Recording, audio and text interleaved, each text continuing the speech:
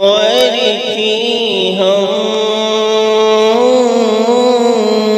دو سنا میں نہ کر جانا سوشل میڈیا پر ایران کے مسئلے میں وہ لوگ بھی اپنی رائے دے رہے ہیں جن کی رائے کا سالن بھی گھر کے اندر کبھی نہیں بنتا۔ دوسری چیز یہ ہے، لوگوں کے اندر کمنٹ سیکشن میں آپ دیکھیں گے ایک چیز مشہور ہے، اگر آپ یہ کہیں گے کہ شیعہ مسلمان نہیں ہیں تو اس کے جواب میں سیدھے یہ کہتے ہیں کہ تم امریکہ کا ساتھ دو یا تم اسرائیل کا ساتھ دو۔ یعنی ان کی دلیل بالکل ایسی ہے گواروں والی کہ جیسے کوئی شخص کہے کہ مجھے دال پسند نہیں، اور اس کے جواب میں یہ کہا جائے کہ تمہیں دال اچھی نہیں لگتی تو تم گو کھاؤ۔ اگر کسی کو دال پسند نہیں تو اس کا مطلب یہ نہیں ہوتا کہ اس کو گو پسند ہے، اس کا مطلب یہ ہے کہ دال کے علاوہ بھی بہت ساری چیزیں پسند کی جا سکتی ہیں۔ اگر شیعوں کو کافر کہا جائے گا تو اس کا یہ مطلب ہے کہ تم امریکہ کا ساتھ دے رہے ہو، یعنی یہاں تو ساتھ دینے والا میٹر نہیں ہے۔ یہ پوچھا جائے، یہ کمپیریزن اس صورت میں ہوگا کہ جب ایران اور امریکہ یا اسرائیل کے تعلق سے پوچھا جائے کہ تم کس کا ساتھ دو گے، اور بندہ کہے کہ میں ایران کا ساتھ نہیں دوں گا، تب کہا جائے کہ ٹھیک ہے تم تو امریکہ کا ہی دو گے، تب یہ بات سوٹ بھی کرتی ہے۔ لیکن جاہلوں کا کمپیریزن دیکھو کہ شیعہ کافر ہے، وہ کہتے ہیں کہ تم ایران کا ساتھ دیتے ہو، حالانکہ کفر کا مسئلہ اور ساتھ دینے کا مسئلہ الگ ہے۔ دوسری چیز، پوری دنیا کا ایک رول ہے، انٹرنیشنل لا ہوتا ہے کہ کوئی بھی دیش کسی دیش کے اوپر حملہ نہیں کر سکتا۔ آپ کو یہ کس نے کہا کہ غزہ کے اندر مسلمان جو شہید ہو رہے ہیں صرف وہی ظلم ہے؟ ایک بات آپ سمجھے کہ اگر غزہ کے اندر مسلمان نہیں ہوتے، غیر مسلم ہوتے، اور امریکہ غیر مسلموں کو یا اسرائیل غیر مسلموں کے اوپر ظلم کرتا تو ظلم تو وہ تب بھی رہتا۔ قرآن کے اندر کسی بھی ایک شخص کو بیجا قتل کرنے کو بھی انسانیت کو قتل کرنے کے لیے کہا گیا ہے۔ لہٰذا امریکہ جیسا یہودی اور اسرائیل جیسا ظالم دیش، یہ دونوں کسی بھی قوم پہ اگر ظلم کریں گے، ظاہر سی بات ہے کہ وہ ظالم ہے، اور ظلم کے خلاف کھڑا ہونا چاہیے۔ یعنی اگر غزہ کے اندر غیر مسلم مریں گے تو کیا ان کی جان کی کوئی قیمت یا ان کی جان کی کوئی ویلیو نہیں ہے؟ اسلام کے اندر تو جانور تک کے احکام ہے، لہٰذا بہت سارے لوگ ظالموں کے اگینسٹ میں کھڑے ہوئے ہیں اور غزہ کے سپورٹ میں ہیں۔ ایران کے علاوہ بھی بہت سارے لوگ جو سپورٹ کر رہے ہیں غزہ کو، کیونکہ غزہ پہ ظلم ہو رہا ہے، اور ظالم کون ہے؟ دنیا جانتی ہے کہ امریکہ اور وہ۔ لیکن جو لوگ سپورٹ کر رہے ہیں ان سب کو مسلمان ٹھہرا کر ہی تو ان سے سپورٹ نہیں لی جا سکتی کہ وہ مسلمان ہیں۔ سپورٹ کرنا ظلم کے خلاف اچھی بات ہے، ظالم کے اگینسٹ کھڑے ہونا بھی اچھی بات ہے، اور ساتھ کھڑے ہو کے ظالم کو جواب دینا بھی اچھی بات ہے، مظلوم کی مدد کرنا بھی اچھی بات ہے۔ لیکن کیا مدد کرنے والے کو مسلمان ٹھہرانا ضروری ہے؟ یعنی یہاں مسئلے دو ہیں، ایک یہ ہے کہ ایران کے ساتھ مظلوم اگر اس نے غزہ کی واقعی وہ غزہ کی مدد کر رہا ہے تو اس ظالم امریکہ کے اگینسٹ میں کھڑے ہونے کا ایک مسئلہ ہے، اور ایک مسئلہ یہ ہے کہ جو کھڑا ہوا اسے پہلے مسلمان بھی بتایا جائے۔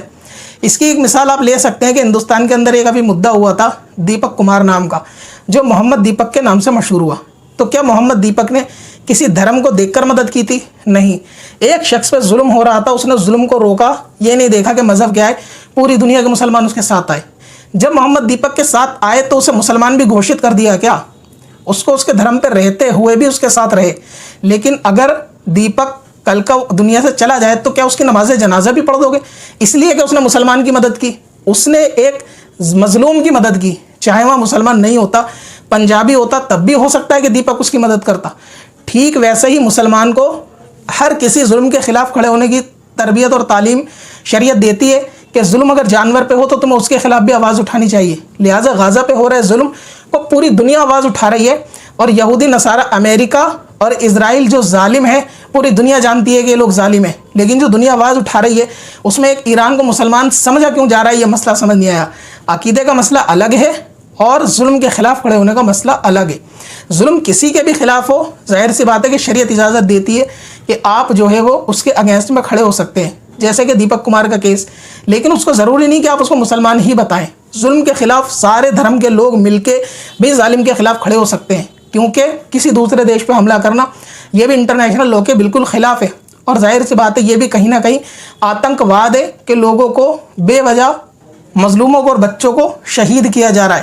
اب ظاہر سی بات ہے یہ شہید کرنے والے اور ان کی مدد کرنے والے دونوں ہی ظالم ہیں۔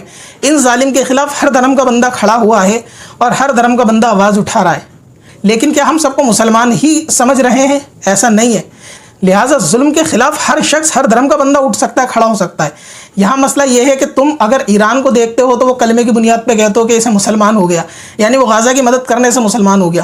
تو اب ایک سوال ہے، قادیانی اگر غزہ کی مدد کرے گا تو شیعوں کو مسلمان سمجھنے والے جواب دیں گے، کیا قادیانی کو بھی مسلمان سمجھ لیں گے؟ یعنی یہ کون سا اصول ہے کہ جو مدد کر رہا ہے پہلے اس کا ایمان ثابت کیا جائے، تو پھر محمد دیپک کو بھی مسلمان سمجھا جائے گا یا نہیں سمجھا جائے گا؟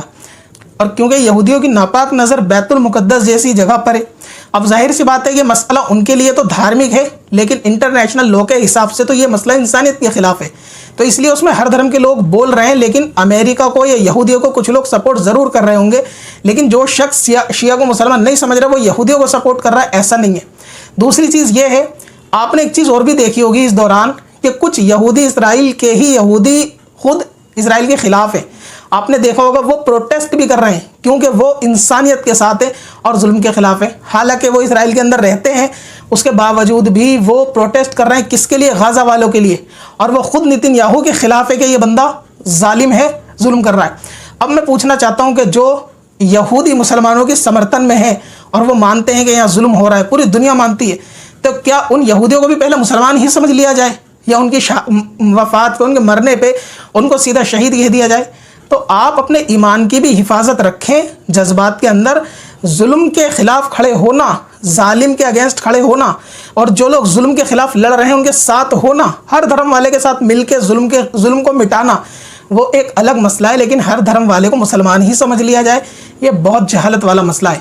حدیث پاک کا مفہوم ہے کہ ایک وقت ایسا آئے گا کہ لوگوں کو ایمان پہ ٹھہرنا اتنا مشکل ہوگا جیسے ہاتھ پہ انگارہ ٹھہرانا مشکل ہوتا ہے، اور لوگ قبرستان جا کے دعا کریں گے، آرزو کریں گے کہ کاش ہم بھی یہاں ہوتے، یعنی قبروں میں۔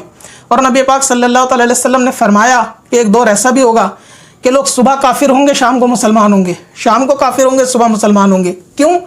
اتنی جہالت بڑھے گی کہ ان کو یہ پتہ ہی نہیں ہوگا کہ ہم جو بول رہے ہیں وہ کفر ہے یا نہیں۔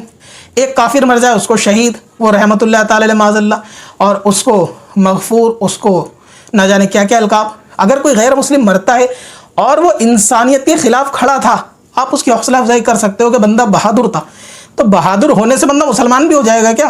ایسے تو بہت سارے دیش کے لیے لڑنے والے سورویر بھی بہادر نکلے ہیں، لیکن ان سب کا ایمان ثابت کرنا ضروری ہے۔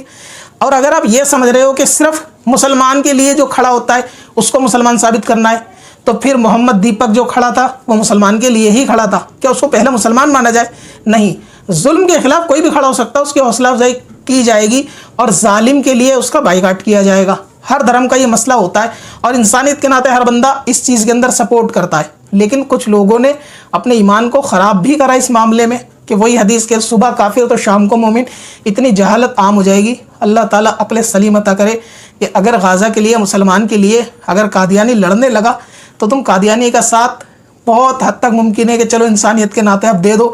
اگر وہ کہے کہ دھرم کا مسئلہ نہیں ہے، ظلم ہو رہا ہے لوگوں پر، ہمیں اس ظلم کو روکنا ہے، تم بھی ساتھ چلو، تم ساتھ چل سکتے ہو، لیکن کیا اس ساتھ چلنے میں تم اسے مسلمان بھی مان لو گے؟ یعنی یہ آپ دیکھیں کہ ظلم مسلمان پہ ہو یا غیر مسلم پہ، ظلم ہی ہوتا ہے۔ آپ کو ہر مظلوم کے ساتھ کھڑے ہونے کی شریعت اجازت دیتی ہے۔ اگر غزہ میں مسلمان نہیں ہوتے، کوئی اور ہوتا، تب بھی یہی ریئیکٹ ہونا چاہیے تھا کہ امریکہ ظالم ہے اور جو ظلم ہو رہا ہے وہ انسانیت کی نظر سے بالکل غلط ہے، لیکن جو ظلم کے ساتھ کھڑے ان کو مسلمان تب سمجھا جائے گا جب ان میں مسلمان والے عقائد اور شرائط پائے جائیں گے۔ وضو اور تیمم کے تمام مسائل سیکھیں صرف ایک ہفتے میں ہمارے وضو کورس کے ساتھ۔ مرد اور عورت دونوں کے لیے وزٹ کریں warcstore.in پر۔ جان سید سعادت ہے